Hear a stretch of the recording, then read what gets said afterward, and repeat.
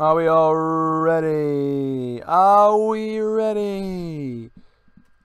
Obviously, you can't see my face yet. Just setting everything up. But if you are watching, please leave a like. That'd be brilliant.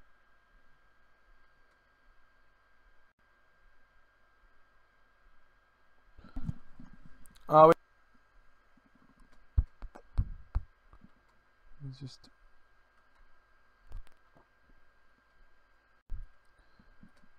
I do apologise to anyone watching this as a video. Okay, 3, 2, 1.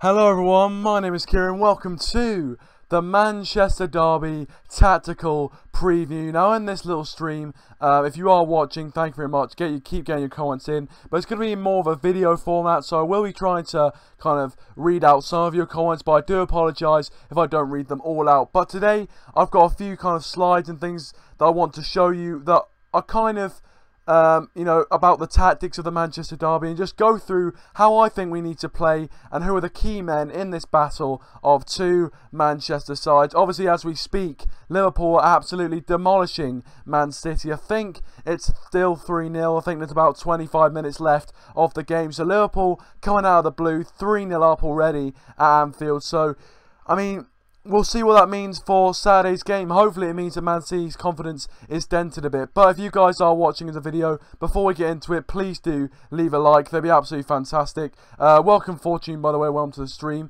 How are we all doing? Obviously, I was trying to get the green screen to work. It wasn't working for me. I'll try and get it to work for more streams. But let's get straight into this. So obviously, one of the things I want to talk about in a tactical preview is the kind of main danger men of both sides. Now, for Man City, it is a clear 3 players. The 3 players on your screen right now: Kevin De Bruyne, Leroy Sané, and David Silva. So these are the 3 danger men that I've kind of labelled for this game. I think that those 3 are the 3 men which make Man City tick the most. Obviously, Kevin De Bruyne nominated for Player of the Season in the Premier League with 7 goals and 15 assists to his name, which is the key stat for me, the 15 assists. Then we've got Leroy Sané, who's been fantastic for Pep Guardiola's side this season, 9 goals and 11 assists as well. And then David Silva, 8 goals and 11 assists for him. But both De Bruyne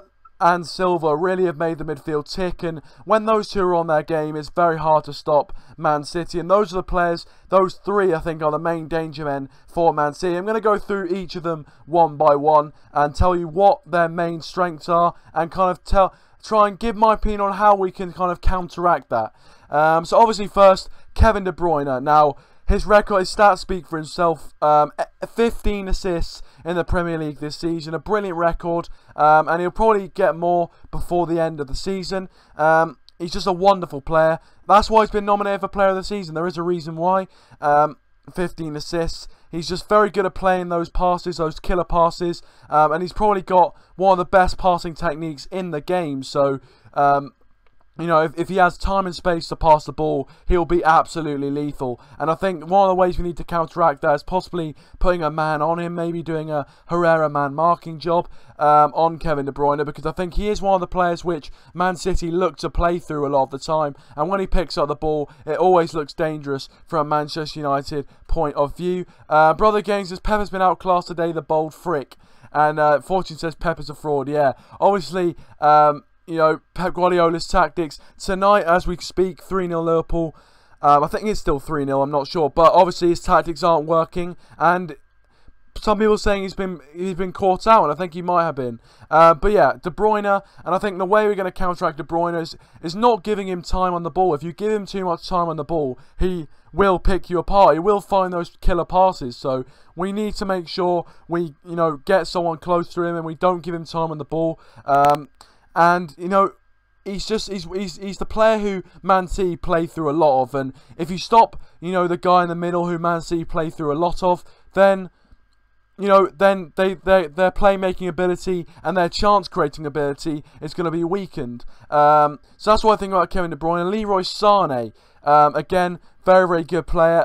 9 goals, 11 assists in his game, which is very, very good for someone like him at such a young age. And he's been a revelation this season, really, under Pep Guardiola. Very, very good young player, one of the best young players in the Premier League. And for him, his skill really is just his blistering pace, where when he's in behind, there's no team that can stop him. And he's got very lethal finishing as well, scoring 9 goals, which is not too bad. That's only Premier League goals. It doesn't count his overall goals. So in the Premier League, 9 goals is not too bad of a tally. And 11 assists as well. Again, he can create a lot of opportunities. He's got a very, very good cross, very good crosser of the ball. And that's the thing, if he gets in behind, you know, who would it be? If he gets in behind someone like Valencia, and I'm hoping that Valencia's on him, because if Ashley Young was on him, I wouldn't be as kind of, you know, I wouldn't be as optimistic. But Leroy Sané, very, very quick, very, very skillful. Just one of those players who can really hurt you if you let him hurt you. And we just need to make sure that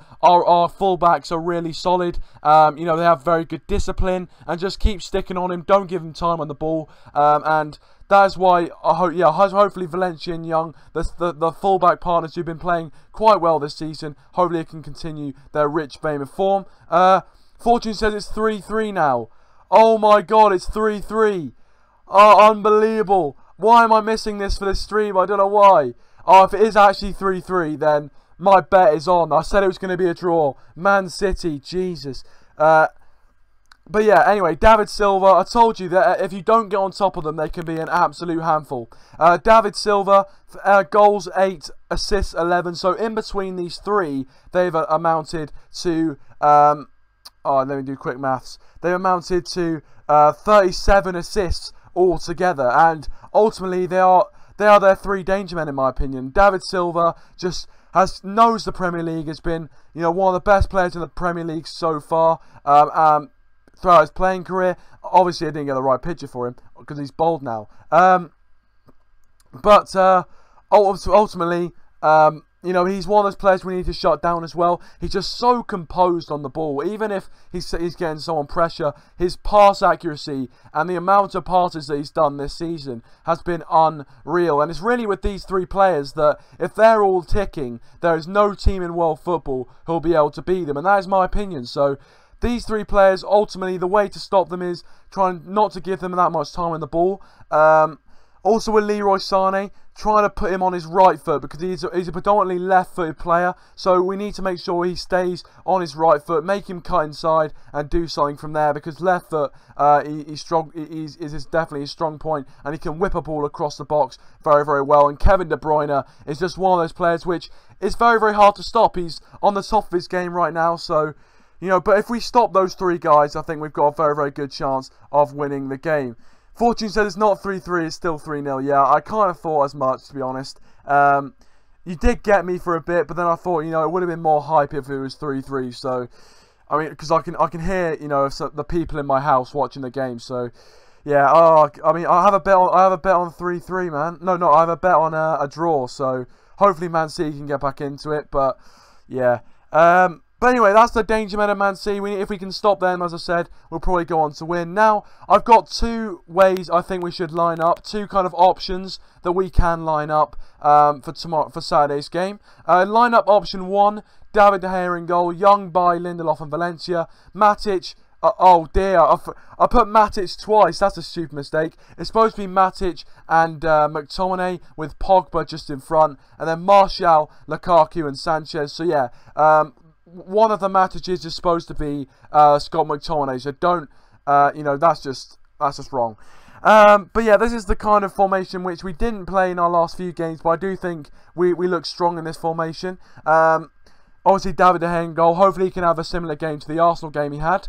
Ashley Young, by Lindelof, Valencia. A very, very solid defence. I think I want to see that Bailly and Lindelof partnership. We have not seen them play together this season, so they're both on quite good form, so I'd love to see them both play together. Matic and McTominay holding a bit for Paul Pogba to go forward, and I think that was our mistake in earlier matches, that Pogba, Matic and McTominay, or Pogba, Matic and Herrera were playing in a flat midfield 3 rather than Pogba not being able to get forward. And I think Pogba doesn't really have the defensive discipline to kind of be a central defensive midfielder. He needs to be going forward. And yes, it might open us up with Man City at the back, but Pogba can always drop into a midfield three and kind of try to do his job at least. And then Martial, Lukaku, Sanchez. I think, you know, that'll be a brilliant front three. Obviously, this is not my prediction. This is what I would love to see. Martial hasn't really been getting a game. And obviously, there's some people who say Marcus Rashford should be in ahead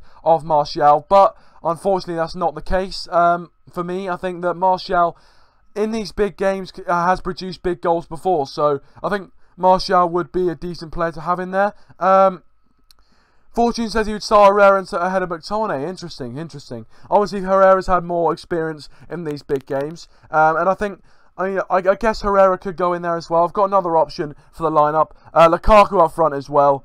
With Sanchez on the run. I think that, you know, Man City's defence will find that very, very hard to cope with. Obviously, if we saw today in this game, you know, the front three of Mane, Sane and Firmino seem to be too much for the Man City defence to handle. And, you know, obviously, if we play a front three like that, Martial, Lukaku, Sanchez, it could be very, very threatening for for Man City. So, yeah, hopefully we can exploit their defensive gaps and, you know, their defensive frailties, and hopefully we can get the win with that team. There's another option I want to show you guys as well. This was the 4-2-3-1 formation. This was the formation that we actually played against. We played against Swansea on the weekend, and it's probably the one which Jose Mourinho might look to for this game on Saturday. Going with De Gea in goal, Valencia, Lindelof, Bailly, Young, same back four as the last one. Then I've gone with Matic and Pogba, the two in midfield. Obviously, that was what we played against Swansea, and I thought it worked all right. I thought, you know, Pogba was able to go forward a bit more,